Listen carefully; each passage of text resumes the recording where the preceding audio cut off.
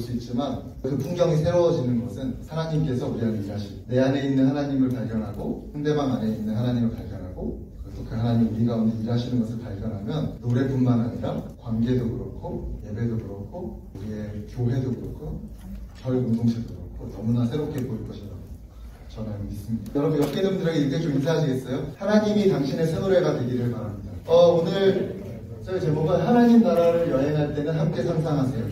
여러분 오늘 그 하나님 나라를 여행하기 위해서 오셨는데 어떻게 오시는 길 평탄하셨나요?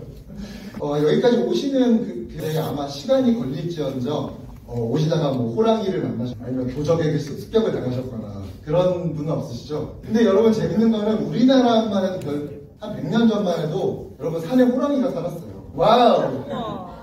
반응이 감사합니다. 생각보다도 우리가 여행이라는 게 이렇게 즐길 거리가 된 적이 가끔 오래된 일이 아니에요. 여러분 여행하면 보통 우리가 어떤 느낌 떠오르죠? 오늘 우리들에게 여행한다는 것은 설렘과 기대, 즐거움으로 다가오고 있지만 성경, 특히 신약의 무대인 1세기 사람들한테 여행은 위험이 도사리는 목숨을 건 행동이었어요. 예수님 당시 로마 제국이 그런 유럽 전체를 제패를 했는데 그렇다고 해서 로마 제국의 지배력이 다 소속들이 미치지 않았거든요. 로마의 지배력이 미치지 않는 곳에는 항상 산적이나 원주민들의 습격들이 다반사로 있었고 또 길이 지금처럼 막 4차선 도로 뚫린 게 아니기 때문에 엄청나게 힘든 대부분 도보로 다니거나 좀 빠른 짐승을 타고 다녔겠죠. 그래서 매우 힘이고 힘든 여정이었을 거예요.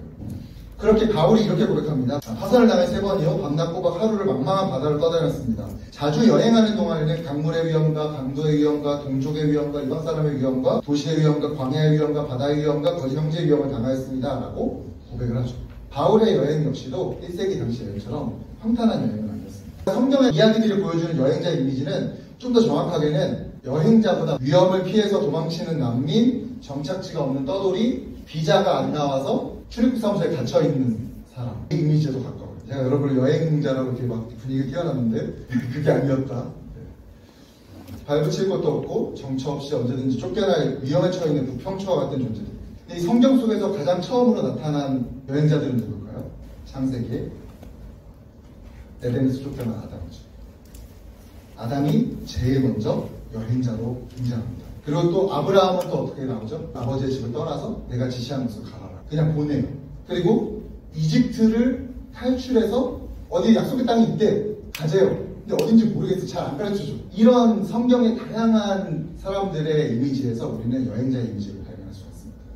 성경은 여러분 여행자에 대한 이야기. 자, 그런데 과연 이들의 이야기에 이런 위험한 여행을 하는 사람들 이야기에 현대를 살아가기는 얼마나 공감할 수 있을까요? 성경이 말하는 여행자의 정체성, 출애굽 백성의 정체성, 아브라함의 정체성, 아담의 정체성에 우리의 정체성, 우리의 이야기를 잇는 게 가능할까요? 여러분 너무 쉽게 우리는 하나의 백성이야. 아브라함 이야기 좋은 이야기지. 내 이야기야. 출애굽 그렇지 내 이야기야. 예수님이 나를 위해 죽으셨어. 어떻게 그렇게 쉽게 받아들였어요? 여러분 시간적으로는 2000년, 몇천 년이 차이가 있고요. 문화와 환경적으로도 수많은 엄청난 차이가 있고 거리만으로도 엄청나게 먼 곳의 이야기예요. 여러분하고 아무런 관계도 없는 사람들의 이야기란 말이에요. 근데 그 이야기가 어떻게 여러분의 이야기가 돼요? 의심해 본 적 없으셨어요?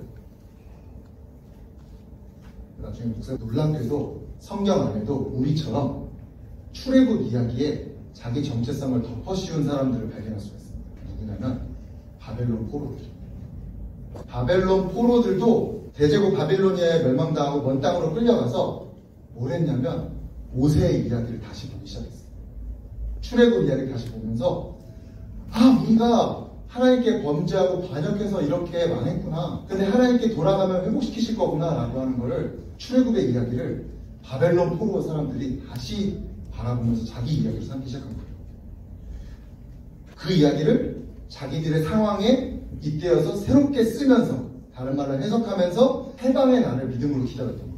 신약의 교회 공동체도 마찬가지입니다. 이집트 탈출을 바라보면서 그 이야기에 예수님과 자신들의 이야기를 이었어요. 참된 이스라엘로서 이집트 탈출의 이야기를 반복하면서 죄에 노예된 상태에서 하나님의 백성들을 구원하시는 예수 그리스도의 이야기를 보면서 그분을 따라서 로마 식민지 제국의 노예로 살던 자기들이 그 상황 안에서도 나는 하나님의 백성으로 살아갈 거야 라고 하는 그 변화된 정체성을 누리는 이야기를 우리는 깊게 생각해보지 않았을지 몰라도 이미 너무 잘 알고 있습니다.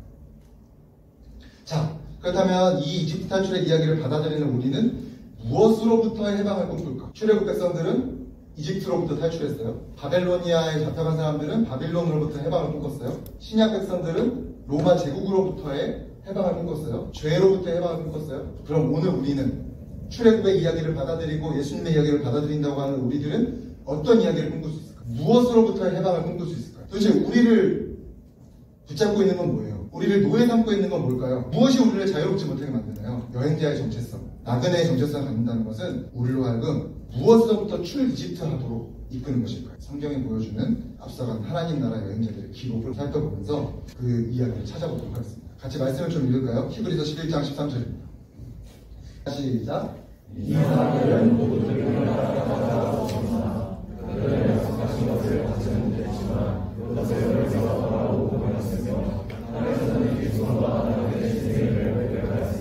아멘. 야, 오늘 우리가 함께 읽은 이 본문은 하나님께서 만드신 이 세상을 살았던 나그네들, 우리 선배 여행자들의 삶을 소개하고 있습니다. 성경은 그 여행자들 향해서 믿음을 따라 살았던 사람이라고 이야기해요. 그들은 과연 누굴까요? 이 앞절을 보시면 아직 보이지 않는 일을 경보를 받아 방주를 만들었던 노아 얘기하고요. 어디로 가는지 알지 못했지만 약속의 땅을 떠나 헤맸던 아브라함 이야기를 합니다. 그들은 모두 아직 보여지지 않는 걸 상상하면서 살아갔던 사람들이에요. 그래서 그들에게 믿음은 곧 상상력이었습니다. 하나님께서 무언가 하셨어. 나를 부르셨어. 지금도 무언가 하고 계셔. 그런데 그걸 어떻게 할 수 있지? 하나님은 그렇게 잘 모르겠지만 손 디디면서 한 치 앞도 모르는 삶을 고민하고 부딪히며 살아간 여행자들의 이야기를 통해서 오늘 우리에게도 동일한 여정을 걸으라고 말씀하고 있습니다. 저는 그들이 걸어간 땅, 그리고 오늘 우리가 걸어갈 땅, 하나님 나라의 이야기를 여러분하고 나눠보려고 합니다. 여러분, 하나님 나라, 우리 그 나들목교회, 더불함교회에 계셨다면 하나님 나라에 대해서 여러분 들어보셨죠? 네. 오늘은 그 이야기를 좀 다시 풀어서 해보려고 하는 거예요. 여러분, 성경의 이야기를 한마디로 표현하자면 성경 전체를 보면, 특히 복음서를 살펴보면 구약에서부터 시작된 이야기가 가리키고 있는 그분, 바로 예수 그리스도께서 전하신 핵심적인 이야기인데 하나님 나라죠. 우리가 성경의 핵심이 뭐여야 하면 십자가 얘기하기도 하고 천국 얘기하기도 하고 구원 얘기하기도 하지만 그것들은 다 과정입니다. 그것들을 통해서 하나님께서 우리에게 주고자 하시는 것이 무엇이냐? 하나님의 나라인 거죠. 마태복음 4장 17절은 이렇게 얘기합니다. 그때부터 예수께서는 회개하여라 하나님 나라가 가까이 왔다라고 선포하기 시작하셨다. 마가복음 1장 14, 15절에서는 요한이 잡힌 뒤에 예수께서 갈릴리에 오셔서 하나님의 복음을 선포하셨다. 때가 찼다. 하나님의 나라가 가까이 왔다. 회개하여라. 복음을 믿어라. 라고 선언하십니다. 우리는 보통 예수님 사역 얘기할 때 십자가의 죽음과 부활, 승천을 제시하는데 아까 말했던 것처럼 이것은 중요한 얘기지만 예수님께서는 이것을 통해서 이야기하고 싶은 것이 있다고 제가 말씀드렸죠. 하나님 나라를 이야기하는데 이 하나님 나라를 이야기할 때 가장 중요한 표현이 있습니다. 바로 임의와 아직. 여러분 이 그림 너무 많이 보셨죠? 네. 이 그림은 우리가 이제 기독교 안에서 직선적인 세계관 안에서 이 세상의 시간선에 대한 이야기를 보여주고 있습니다. 이 세상이 이렇게 쭉 진행이 되는데 역사의 어느 한 시점에 예수님께서 오셨죠? 근데 어느 한 시점에 다시 오셔서 이 세상의 시간선을 끝내시고 믿는 사람들을 천국으로 화살표가 위쪽으로 되어 있죠. 불러 올려서 영원한 삶, 새로운 시간선을 누리게 될 거라고 이야기해요. 이런 도식 때문에 한국교회 전반을 생각하는 죽어서 가는 천국에 대한 이미지가 강해진 거죠. 자, 근데 두 번째 그림을 보면은 우리가 살아가는 한 세상에 예수님이 오셨어요. 예수님이 오셨을 때 아까 그림하고 다른 점은 뭐죠? 위에 선이 하나 더 생겼어요. 이 세상의 시간선과 함께 겹치는 시간선이 생겨요. 그게 뭐죠? 하나님 나라 시작된 거죠. 하나님 나라는 예수님이 다시 오실 때 시작된 것이 아니라 오셨을 때 이미 시작되어서 지금 우리는 하나님 나라와 이 세상이 겹쳐진 상태를 살아가고 있는 거죠. 여러분 디자인 하시는 분들은 알지만 레이어, 우리는 그림을 볼 때 그냥 평면으로 보이잖아요. 근데 포토샵 같은 걸 보면은 몇 개 면이 겹쳐 있어요. 평면으로 보면 하나 같지만 사실은 차원을 다르게 하면 서로 다른 그림들이 거기에 겹쳐 있는 그것처럼 하나님 나라가 우리가 사는 이 세상과 겹쳐서 같이 나란히 진행되고 있습니다. 근데 어느 한 시점에 오는 세상이라고 써있죠. 예수님께서 다시 오셔서 이 세상과 오는 세상을 합치실 거예요. 두 개를 합치셔서 하나가 통일된 나라가 되게 하실 것입니다. 이게 바로 이미와 아직으로 보는 하나님 나라입니다. 예수님을 통해 이미 왔어요. 근데 아직 완전해지지 않았어요. 아직 합쳐지지 않았어요. 두 나라가 함께 평행하면서 가고 있어요. 이것이 바로 하나님 나라가 말하는 성경의 이야기입니다. 마가복음 15장을 다시 보면 예수님께서 때가 찼다, 하나님의 나라가 가까이 왔다라고 얘기하십니다. 예수님은 시작부터 하나님 나라를 가지고 오셨고 또 가르치셨어요. 자, 이제 이쯤에서 하나님 나라가 무슨 뜻인지 궁금해하실 수도 있는데 여러분 다 아시겠지만 복습한다고 생각하시고 아직 못 들으신 분들을 위해서 한 번 더 참고 들어주세요. 여러분 하나님 나라라는 표현이 낯설면 천국이라는 표현도 우리가 많이 쓰죠. 네, 우리가 생각하는 것과 달리 우리는 천국이 더 익숙하지만 성경에는 천국보다는 하나님 나라라는 말이 훨씬 많이 등장합니다. 왜냐하면 이 천국, 즉 하늘나라라는 표현은 마태복음에서만 집중적으로 등장해요. 그 이유는 마태복음이 염두에 두고 있는 독자가 바로 유대인이었기 때문이죠. 유대인들은 하나님의 이름을 직접적으로 부르는 것을 꺼렸기 때문에 하나님의 그 고귀한 이름을 남이 직접 부를 수 없다고 해서 왕복한 어법으로 하나님 나라라고 하지 않고 하나님이 계신 곳이 어디죠? 하늘에 계시기 때문에 하늘나라라고 이야기한 것이죠. 그래서 이 하늘나라라고 하는 개념, 천국이라는 말이 우리나라에 기독교가 전래될 때 우리 옛날 사람들한테 깊이 가지고 있던 개념이 천당 개념과 죽어서 가는 사후세계 개념과 함께 합쳐져서 죽어서 가는 천국으로. 그런데 성경이 말하는 하나님 나라, 하늘나라는 우리가 생각하는 나라와는 좀 개념이 다릅니다. 우리가 보통 여러분 나라라고 하면은 뭘 먼저 생각하죠?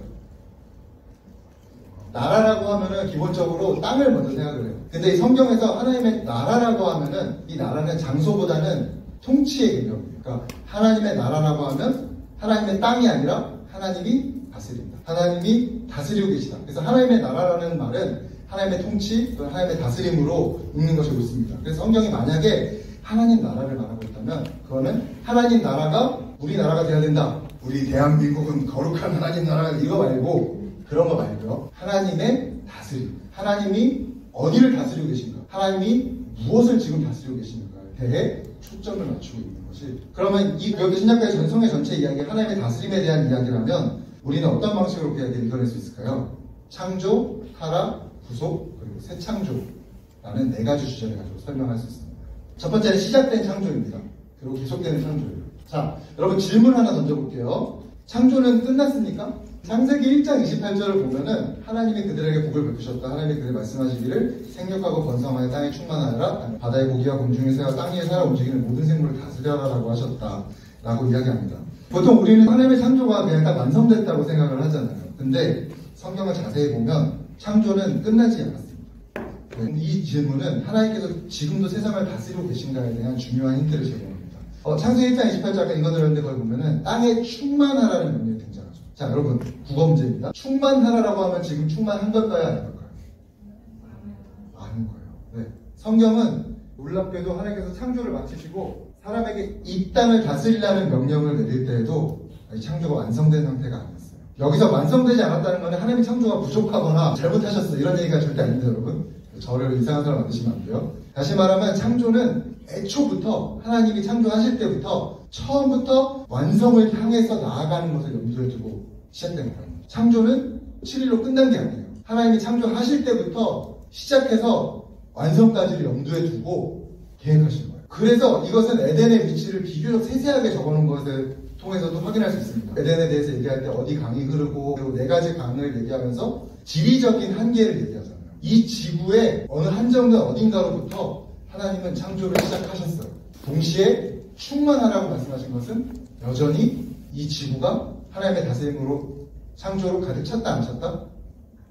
차지 않았기 때문에 그래서 다스리라는 명령을 주신 거예요. 이 땅에 하나님께서 아담을 만드시고 그에게 세상을 다스리라고 명령하시면서 아담아 너는 나의 선한 다스림을 창조부터 시작해서 지구라는 땅 전체에 널리 퍼뜨려라. 가득 차게 해라. 그러므로서 창조를 완성해라라고 말씀하시는 거죠. 이때 아담이 하나님의 형상대로 지음받았다는 얘기를 해요. 이것은 고대 사회에서 왕의 모습으로 본뜬 신상을 연상시킵니다. 이거 룩소르 신전인데요. 침착맨 보시나요? 네, 죄송합니다. 네, 침착맨 애국민수 나오잖아요. 여기 이 룩소르 신전이 되게 특이한 신전이에요. 이 신전이 나오기 전까지는 파라오들이 자기를 신과 일치하는 일이 없었다고 하거든요. 근데 이 신전에서부터 파라오가 자기를 신과 동일한 존재로 전면에 내세우기 시작했다고. 이게 뭐죠? 왕권 강화를 위해서 왕이 자기의 모습을 거대한 신상으로 만들어서 피지배자들에게 보여주는 거죠. 너희 왕이 누군지 알아? 이 사람. 그 지배력이 다 미치지 못하는 곳에 상을 세워서 내가 너희 왕이다. 그 형상을 보면 아 이분이 우리를 다스리고 있구나. 이분이 우리의 왕이구나라는 것을 인식하고 깨닫고 따르게 하는 역할이, 능력이 형상, 신상에 있었던 것이죠. 그래서 아담이 하나님의 형상으로 만들어졌다는 건 이런 의미예요. 창조물들이, 피조 세계가 아담을 볼 때마다, 하나님의 명령을 받아서 세상을 하나님의 뜻대로 잘 다스리고 있는 아담을 볼 때마다 하나님이 계시는구나, 하나님이 다스리고 있구나, 하나님이 창조하시고 계시는구나라는 것을 생각하고 떠올리도록 하는 책임이, 그 능력과 권한이 하나님의 형상으로서 아담에게, 인간에게 주어졌다는 것이죠. 그래서 아담과 그 후손들이 하나님의 다스림을 이 지구라는 땅 구석구석으로 펼쳐나가는 것을 통해서 하나님의 다스림, 하나님의 나라가 이 지구를 가득 채워서 창조를 완성하게 될 것임을 암시해주고 있는 것입니다. 그래서 다시 한번 말씀드리지만 창조는 처음부터 완성을 염두에 두고 있습니다. 그럼 여러분, 지금도 창조가 계속되나요? 네. 맞아요. 전혀 그렇게 보이지 않을 수 있지만 창조는 지금도 계속되고 있어요. 누구를 통해서? 아담을 통해서. 그래서 창조는 완성을 향해 세상을 이끌어 가시는 지금도 계속되는 하나님의 이야기로 이해해야 됩니다. 자, 그런데 무슨 일이 일어났죠? 죄라고 하는 것이 들어왔어요. 여러분, 성경은 생각보다 불친절한 책입니다. 별로 정보를 많이 주지 않아요. 저자가 정말 말하고자 하는 것 외에는 크게 신경 쓰지 않아요. 죄가 어디서 왔나요? 관심이 없어요.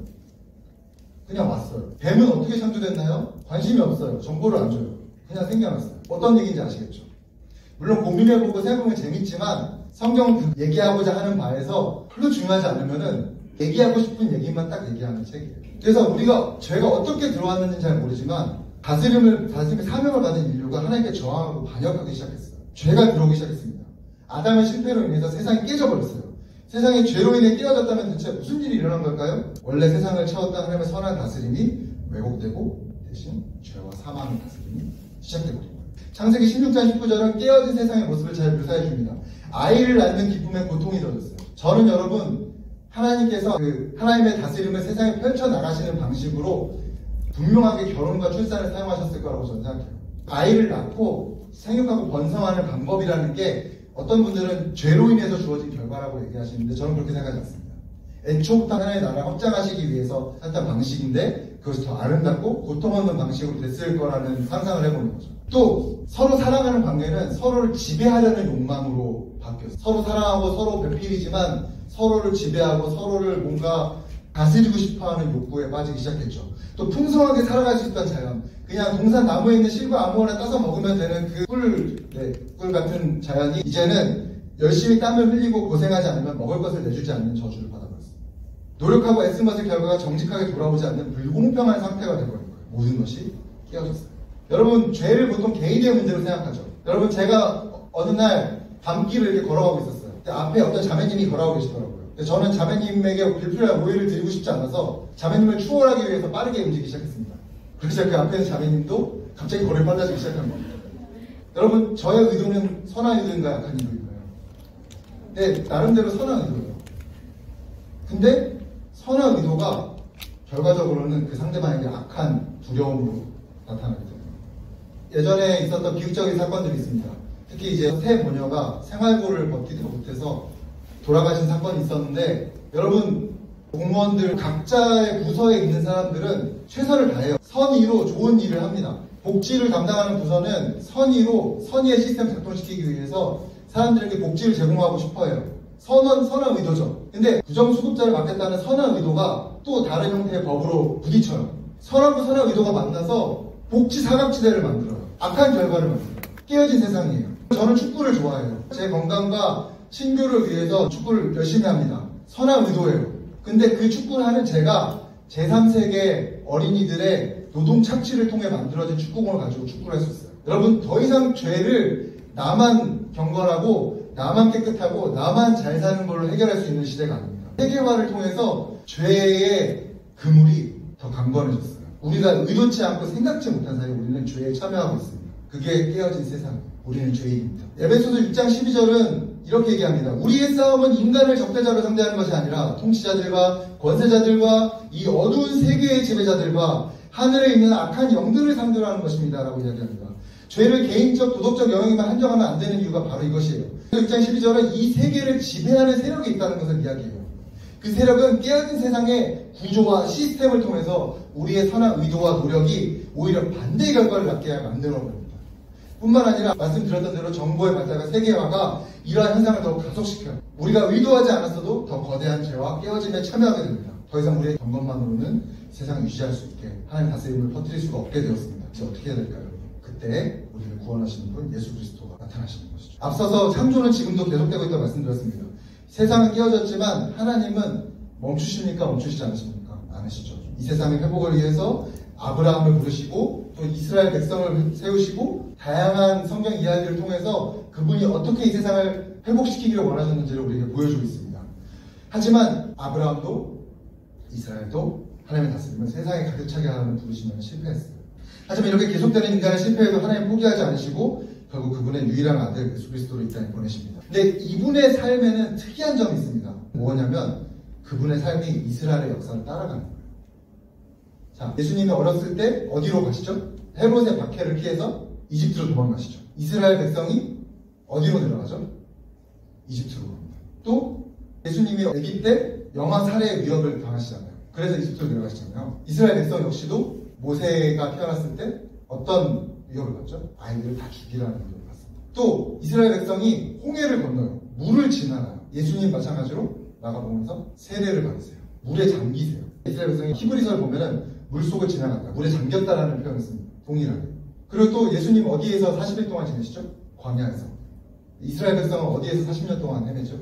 광야에서. 왜 복음서들이 이렇게 예수님의 삶을 통해서 이스라엘 백성의 이야기를 오마주할까요? 왜 복음서는 예수님을 이스라엘의 행적을 따라가는 분으로 묘사할까요? 그것은 예수님께서 새로운 이스라엘로서 실패한 이스라엘을 대신해서 하나님께 순종하는 진정한 사람들, 다시 말해서 하나님의 말씀에 순종하여서 세상을 다스리려고 했던 아담이 실패하고 이스라엘이 실패했던 그 명령을, 창조의 명령을 이루시는 분이기 때문입니다. 그렇게 예수님은 하나님의 선한 다스림, 하나님의 나라를 이 땅에 가져오세요. 이것에 대해서 누가복음 17장 21절은 하나님의 나라가 이미 너희 가운데 왔다라고 선언합니다. 하나님의 나라를 보여달라고 바리새인들이 찾아와요. 그런데 그들의 생각과 다르게 예수님은 이미 하나님의 나라가 왔다고 말씀하세요. 어디에 왔습니까? 라고 얘기하실 때 예수님 이렇게 말씀하시죠. 너희 가운데 왔다. 이거는 예수님이 너희 중이라고 했을 때 너희 안에 우리 마음속에 있어요 이게 아니라 지금 너희들 모여있는 너희들 가운데 있는 내가 바로 하나님 나라다라고 얘기하시는 거예요. 당시 사람들은 힘과 폭력을 가지고 로마의 지배를 몰아내고 그런 정치적인 새로운 이스라엘을 세울 메시아를 기다렸어요. 그래서 바리새인들은 답답한 거예요. 아니 기적도 일으키시고 대단하신 분 같은데 메시아 맞냐고, 맞으면 좀 알려달라고, 하나님 나라 맞냐고. 근데 예수님이 그 얘기를 하시는 대신에 자기를 보여주시는 거죠. 너희들이 생각하는 맛이대로 하나님 나라 오지 않아. 하나님 나라는 바로 이 연약한 청년 예수의 모습으로 왔어. 너희 가운데 있는 이 보잘것없고 힘없는 부지런이 같은 예수가 하나님 나라야. 이미 왔어. 근데 니들 못 보는 거야. 그 예수님 우리 목수라고 알잖아요. 우리 목수 하면 약간 이렇게 실전 근육 있고 이런 분으로 이런 분위기 생각하잖아요. 예수님 지금 뭐하러 가시냐면은 한 끼 식사를 위한 일용직을 구하려고. 예수님 당시에 아마도 세포리스나 그 주변에 있는 새로운 신도시들이 건축되고 있었거든요. 거기에 일 노동자로 용역 가시는 장면. 근데 저는 이게 맞다고 생각해요. 당시 목수라는 단어는 지금처럼 그런 목수가 아니라 일용직 노동자를 뜻하는 뜻이었거든요. 청년 예수는 알바를 하셨습니다. 이거 제 뇌피셜이 아니라 신학자들이 얘기하는 거예요. 이렇게 공생이 시작하시기 전까지 노동 다니고 알바 다니고 그냥 일용직 하루 벌어 하루 먹는 그런 도시 빈민으로 살아가셨던 이 보잘것없는 청년이 하나님 나라래요. 당시 사람들은 로마를 몰아내고 강한 힘과 능력으로 자기를 자유케 해줄 메시아를 기대했지만 그들 가운데 나타난 하나님의 대답은 정반대인 것이죠. 자꾸 보잘것없는 깡마른 청년, 억울하게 폭력을 당하고 십자가에 달려 죽는 연약한 모습의 메시아가 바로 하나님의 대답이에요. 힘과 폭력에 깨어진 세상의 다스림을 기다리던 사람들에게 진정 하나님의 다스림은 그것이 아니라 연약한 평화다. 사랑의 다스림이다라고 말하고 계십니다. 놀랍게도 하나님은 죽음을 통해서 십자가를 통해서 이 세상을 변화시키기로 결정하셨다라고 선언하고 계십니다. 이것이 바로 예수님과 함께 이미 시작된 하나님 나라예요. 예수님을 통해서 시작된 새로운 시대는 더 이상 힘과 폭력이 지배하는 시대가 아닙니다. 로마가 이룬 평화는 칼과 창, 힘과 폭력으로 다른 이들을 지배하고 착취해서 만들어진 평화였어요. 그 악한 다스림 가운데 예수님은 새로운 평화, 하나님의 다스림, 하나님의 나라가 아무도 모르게 누구도 기대하지 않던 방식으로 시작되었다고 말씀하십니다. 여러분 이 말을 한번 보시면 이게 누구에 대해서 얘기하는 것 같아요? 예수님 같죠? 근데 이 말은 아우구스투스 황제를 향한 말입니다. 네, BC 9년에 피리에네라는 곳에 있는 부문에 나오는데 아우구스투스 황제를 향해서 그는 모든 이들이 기대하는 복음을 드러나게 하시고 그로 인해서 온 세상에 복음이 시작되었다라는 말이 있어요. 여러분, 복음서가 왜 복음을 얘기하면서 그 카이사르, 아우구스투스를 얘기했을까요? 굳이. 누가복음 2장 1절을 보면은 그때 가이사 아우구스토가 온 땅으로 명령을 내려서 호적하라라고 이런 얘기를 넣었습니다. 그 이유는 당시 사람들에게 복음은 아우구스투스 카이사르, 시저의 탄생이 복음이었기 때문에. 되게 하나 붙잡고 복음이 무엇입니까? 이러면 시저의 탄생입니다. 이게 상식이에요. 창과 칼, 폭력으로 로마 제국의 안정과 평화를 가져온 황제의 탄생이 복음이라는 거예요. 근데 이 복음은 로마 제국의 시민들에게는 좋은 소식이었어요. 왜냐하면 식민지에서 끌어들어오는 수많은 재화와 착취가 로마를 엄청나게 번성시켰거든요. 반대로 로마의 평화는 식민지 사람들의, 이스라엘 사람들의 폭력이고 착취고 빼앗깁니다. 평화가 아니에요. 안 평화해요. 이런 상황에서 예수님은 세상 사람들이 알고 있던 복음과는 완전히 반대의 복음을 드는 것입니다. 누가복음이 그래서 당시 사람들이 생각하는 복음에 대해서 정면으로 부딪혀버린 거예요. 그래서 어떤 사람이 지나가다 그리스도인에게 복음이 있기를 빕니다. 평화가 있기를 빕니다. 라고 하면 그리스도인은 아닌데요. 황제가 평화가 아닌데요. 예수가 평화인데요. 예수가 복음인데요. 그리스도께서 유한겔리온인데요. 라고 얘기하는 거죠. 그럼 뭐죠? 너 황제한테 반역해? 복음서는 생각보다 개김의 요소가 많은 책입니다. 저항하고 반항하는 책이에요. 그 흐름에 휩쓸려가지 말고 저항하라고 얘기해요. 예수님은 새로운 시대를 가져오는 참된 왕이십니다. 세상에 깨어진 시스템을 지배하는 자들, 공중권세 잡은 자들, 악한 영들을 물리치고 계속해서 창조를 완성해 나가시는 분이 바로 예수님이세요. 예수님은 폭력과 억압의 가짜 평화에 눌린 사람들에게 자유를 주시는 천국 복음을 그때 가지고 오신 거예요. 여러분, 이런 의미에서 우리가 흔히 믿는 사람은 달라야 된다는 얘기가 바로 이런 뜻이에요. 예수님 믿으면서 세상 사람들과 똑같은 방식으로 최저임금 추가수당 떼먹으면서, 물론 여러분들은 보통 떼어먹히는 편이죠. 어쩔 수 없는 상황이나 위력을 가지고 갑질과 성추행 일삼는 사람들, 부정청탁을 하거나 부동산 투기를 하고 가짜뉴스 만들어서 이웃에 대해서 거짓 증거하고 법의 허점을 이용해서 세입자를 억울하게 쫓아내고, 다 여러분 당하는 일이죠. 엄동설안에 경비원을 갑자기 해고하고. 여러분, 이렇게 할 수는 없는 거예요. 예수님을 믿는 사람은 세상의 방식, 로마의 방식, 폭력의 방식과는 그런 방식은 살아갈 수 없습니다. 예수님의 방식, 사랑의 방식으로 살아가야 돼요. 그것이 바로 우리 안에 새롭게 시작된 하나님 나라, 이미 시작된 하나님 나라의 본질이에요. 그런데 문제는 여러분, 너무 제가 이런 얘기하면 바로 머리에 딱 생각이 드시잖아요. 이게 정말로 현실적인가? 이게 정말 작동해요? 정말 돼요? 하나님 나라 왔어요? 근데 왜 이꼬라지예요? 성경은 예수님께서 하나님의 선한 다스림이 이루어지는 나라를 이미 가져오셨다고 했지만 우리가 겪는 현실에서 정말 그렇게 경험하는지는 별개의 문제인 것 같아요. 그래서 이 질문에 대해서 성경은 이렇게 대답합니다. 아직 오지 않았다. 이미 왔지만 아직 오지 않은 하나님 나라를 대답으로 얘기합니다. 제가 하나님 나라를 예수님과 함께 온 다스림이 아니라 죽어서 가는 천국으로 이해했을 때가 있었어요. 제가 예전에 여러분 나이 때에는 진짜 한국교회가 어떤 흐름이 있었냐면 주님이 오실 것 같았어요. 우리가 복음을 땅 끝까지 전해서 빨리 주님을 오시게 하자. 이 열정이 진짜 농담 아니고 다 믿었어요. 진짜 막 이렇게 집회하면은요, 사람들 수천 명 모였잖아요. 강사가 주님을 위해서 삼지선을 나가실 분들은 앞으로 나오십시오. 이러면 다 우르르 이렇게 그럴 때가 있었어요. 근데 그때 저는 이 땅은 사라질 거, 허무하고 주님 빨리 오시게 해서 허무하고 그지 같은 꼬라지를 빨리 끝내고 주님 상급 받아서 천국 가고 싶다. 이 고통 빨리 끝내줬으면 좋겠다. 주님 빨리 오십시오. 이게 저의 바람이었거든요. 그러니까 예수님을 믿어도 현실이 안 변하고 내 둘러싼 상황들이 변하지가 않으니까 너무 절망스럽고, 앞에서는 막 진짜 주님 오실 것 같고 하나님 따라 살 것 같은데 무대에 내려오고 집으로 돌아가면, 반지하방 들어가면 너무 죽고 싶은 이 갭이 너무 크니까. 그래서 주님 빨리 와주세요. 내 인생 좀 끝내주세요. 이게 약간 저의 정례식이었어요. 너무 다크해지는데. 그러다 보니까 제가 하는 게 뭐죠? 현실에서 나를 만들어가거나 나의 어떤 공부를 한다거나 준비를 한다거나 이런 것보다는 당시에 그 부흥운동에 엄청 헌신했거든요. 내 삶은 다 주님을 위해서 드렸습니다. 진짜 문자적으로.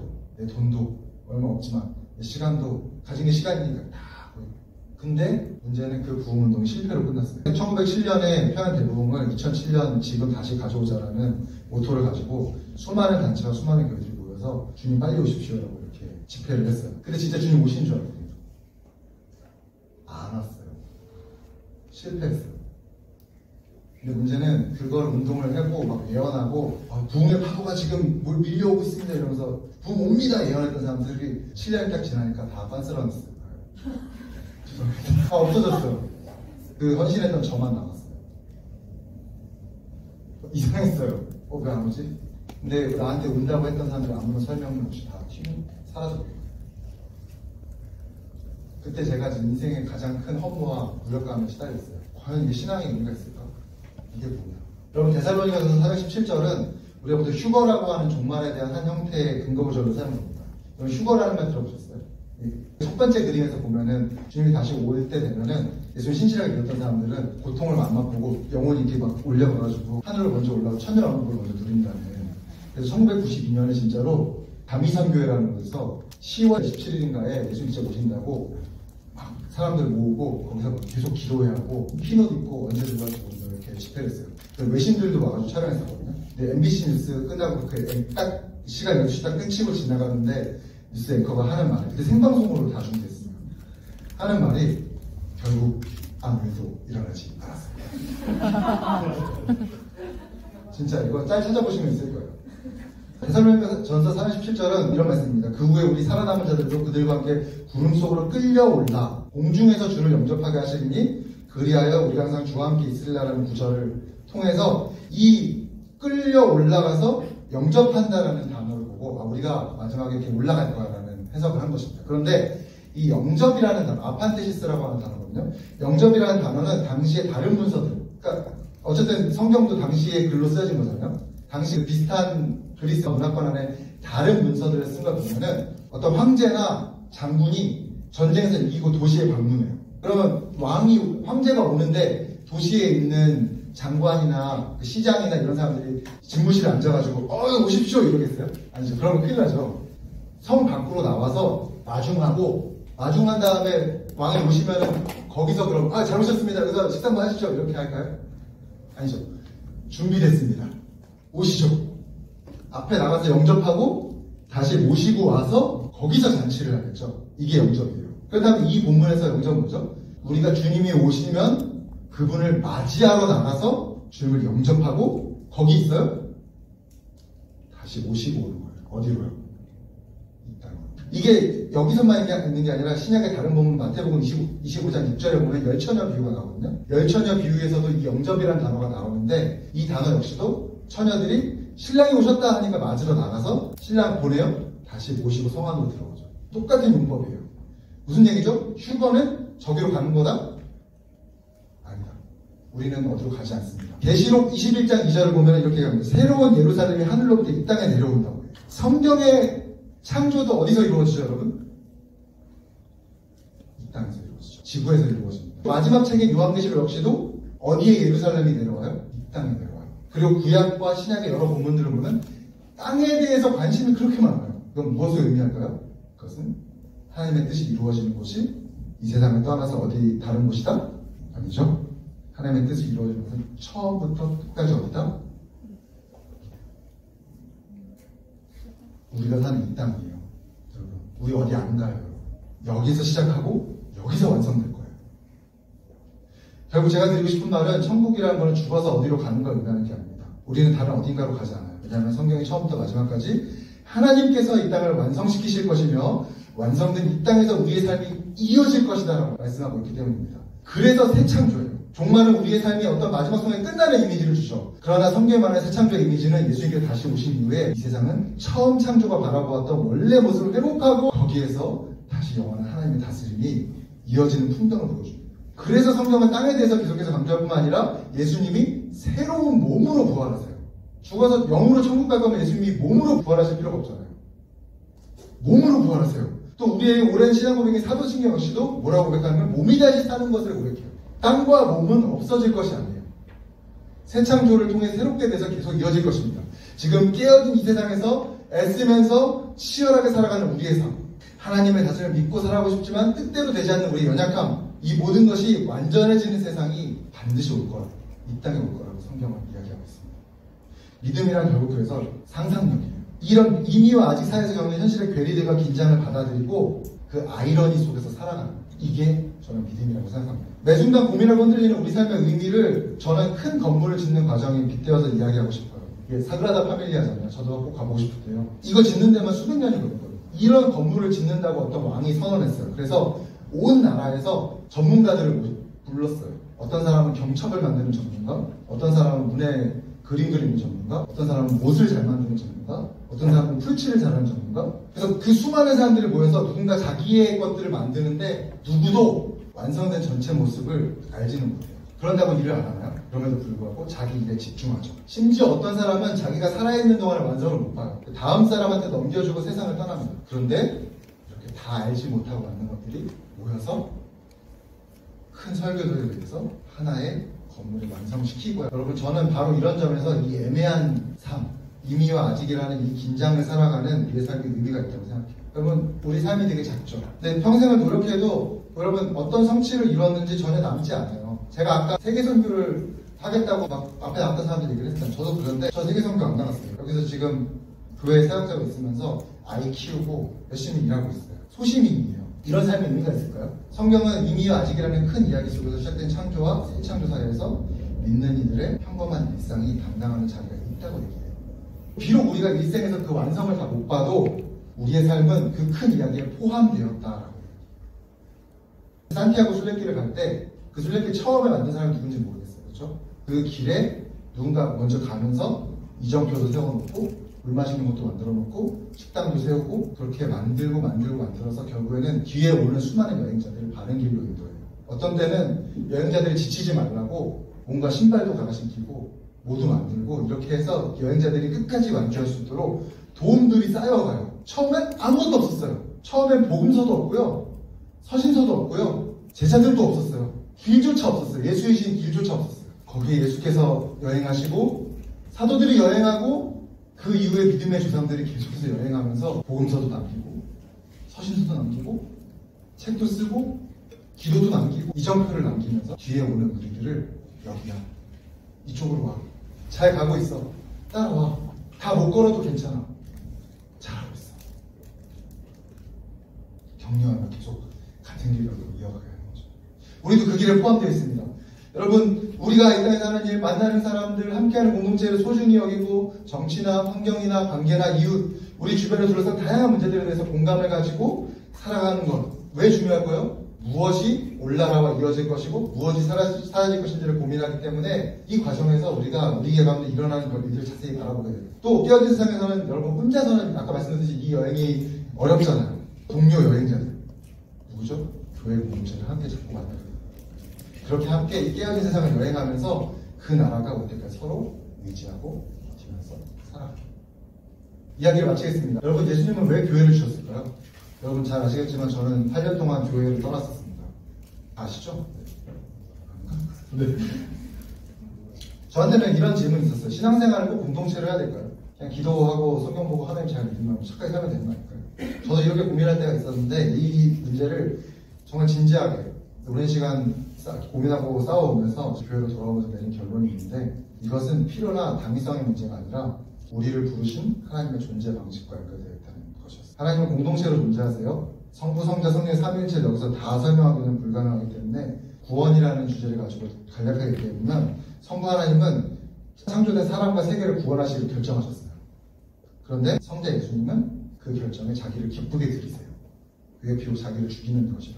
성령 하나님은 그 구원을 우리한테 전달해 주시고 그 믿는 사람들 안에서 일하세요. 이 세 분 하나님이 구원이라는 사역을 하실 때 싸우세요? 거절하세요? 성부께서 세상을 이렇게 구원하자. 예수님 아픈데요? 이렇게 안 하신다는 거예요. 한 뜻과 한 마음으로 함께 일하세요. 막힘이 없으세요. 이게 삼위일체입니다, 여러분.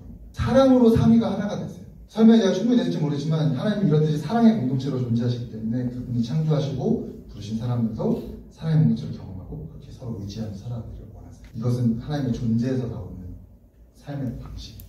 하나님께서 교회라는 존재 방식을 만드셨다라는 결론을 제가 내렸어요. 요한복음은 이 이야기를 이렇게 소개합니다. 제가 읽어드릴게요. 요한복음 10장 21절입니다. 아버지께서 내 안에 계시고 내가 아버지 안에 있는 것과 같이 그들도 하나가 되어서 우리 안에 있게 하여 주십시오. 그래서 아버지께서 나를 보내셨다는 걸 세상이 믿게 하여 주십시오. 공동체와 함께하는 사람들은 세 분 하나님이 서로를 사랑으로 섬기는 것처럼 하나님처럼 서로를 사랑으로 섬겨야 됩니다. 근데 여러분 성경에서 특히 신약에서 섬김이라는 단어는 어떨 때 나오냐면 식사할 때 나와요. 밥 먹을 때. 식사 자리에서 시중을 듣는 행동이나 어려운 사람 돕는 행동, 음식을 준비하는 행동에서 섬김이라는 단어가 나와요. 근데 여러분 교회 안에서 섬김이라고 하면 좀 부담스러우신 분들 많으시죠? 다음 세대 보조교사를 모집하겠습니다. 성경이 말하는 섬김은 단어들을 보면은 함께 밥 먹는 거예요. 근데 여러분 예배 때 유일하게 먹는 순간이 뭐죠? 언제죠? 성찬이야말로 섬김 그 자체예요. 제가 그래서 그렇게 기를 쓰고 성찬하는 거 아니겠습니까, 여러분? 주님께서 먼저 제자들과 오늘 우리를 자기 살과 피로 먹이셔서 영원한 생명을 초대하셨어요. 초대된 우리들은 함께 예배 안에서 빵과 잔을 나누면서 영원한 식사를 제휴합니다. 반복해요.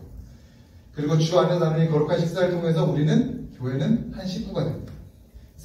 이런 의미에서 성찬이야말로 섬김의 본뜻이에요. 섬김은 하나님 앞에서 먹고 마시는 교제인데 이 식탁의 교제는 많이 먹기 위해서 경쟁하지 않아요.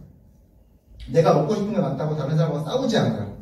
오히려 공동체 안에서 소외되고 약한 사람들을 먼저 먹이고 다른 사람한테 맛있는 거 양보해요. 그렇게 함으로써 세상의 방식, 경쟁의 방식, 깨어진 방식과는 정반대의 세상을 사람들한테 보여주는 거예요. 이게 하나님의 나라예요. 세상은 경쟁하고 빼앗고 내가 먼저 먹어야 되고 내가 살아야 된다고 얘기하지만 이미 시작된 하나님의 나라는 그런 식으로 살지 않아. 다른 사람 먹일 거야. 우리 안에 약한 사람 먼저 먹일 거야. 양보할 거야. 돌봐줄 거야. 챙길 거야. 라고 이야기한다는 거죠. 그게 하나님의 나라예요. 교회로 살아가는 우리가 세상에 대해서 보여줄 거는 큰 건물이나 화려한 예배나 강력한 권력이 아니에요. 여러분 아무리 어디 가서 화려하고 폭죽지근하게 예배한다고 한들 사람들이 칭찬하거나 예수님 믿을 것 같아요. 지금은 더 그렇죠. 더 아니죠. 경쟁하고 자기를 돌보기 급급한 세상과 다른 삶의 방식. 서로를 먹이고 돌보는 사랑의 공동체와 그 방식, 삶의 방식이 우리가 세상에 보여줄 수 있는 유일한 하나님 나라라고 생각합니다. 그런 점에서 사실 우리가 매주 하는 결모임이 어쩌면 대단해 보이지 않을지라도 완성된 나라를 미리 당겨와서 하는 놀라운 시간이라고 저는 생각합니다. 지금은 좀 어색할 수 있고 깊은 이야기 나누기 좀 부담스러울 수 있지만 점점 시간과 신뢰가 쌓여가고 여러분 속 깊은 이야기와 삶의 어려움을 나눌 수 있게 되면 하나님이 왜 저와 여러분을 공동체로 부르셨는지를 깨닫게 될 거라고 저는 믿어요. 제가 답을 찾아듯이 여러분도 제 답이 여러분의 답이 될 수가 없어요. 아시죠 여러분? 제 방식 그래서 소개함을 얘기하지 않아요. 여러분 이 안에서 분명히 찾으시고 공동체 안에서 발견하게 되실 거예요. 저는 성령께서 그걸 하신다고 저는 믿습니다. 여러분 기억하세요. 우리가 공동체로 살아가는 법을 연습해야 하는 이유는 그것이 더 나은 삶이 아니라 우리가 그렇게 살아가도록 창조되었기 때문에 우리 공동체가 그 삶을 연습하기에 가장 안전하고 좋은 장소가 되길 소망합니다. 여러분 그 삶을 함께 상상하고 연습하면서 살아가면 좋겠습니다.